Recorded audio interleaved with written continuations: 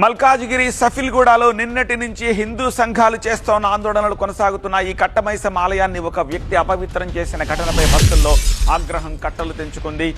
దానికి సంబంధించిన బ్రేకింగ్ ఇది. సఫిల్గూడ కట్టమైసమ్మ గుడి దగ్గర హిందూ సంఘాలు ఆందోళనకు దిగాయి. అమ్మవారి ఆలయాన్ని అపవిత్రం చేసిన వ్యక్తిపై చర్యలు తీసుకోవాలని అంతా డిమాండ్ చేస్తున్నారు. నిందితుడిని ఎన్కౌంటర్ చేయాలని వారు అంటున్నారు. నిన్న రాత్రి ఘటన విషయం తెలిసి కట్టమైసమ్మ ఆలయానికి వెళ్లారు బీజేపీ రాష్ట్ర అధ్యక్షుడు రామచంద్రరావు. అక్కడ ఆందోళనలకు మద్దతు తెలిపారు. హిందూ దేవాలయాలపై దాడులు సహించేది లేదని, పోలీసులు దోషిని కఠినంగా శిక్షించాలని డిమాండ్ చేశారు.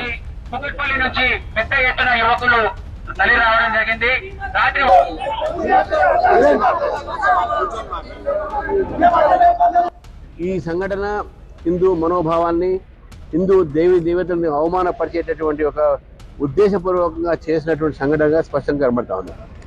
పోలీసులు అతని మతిస్థితి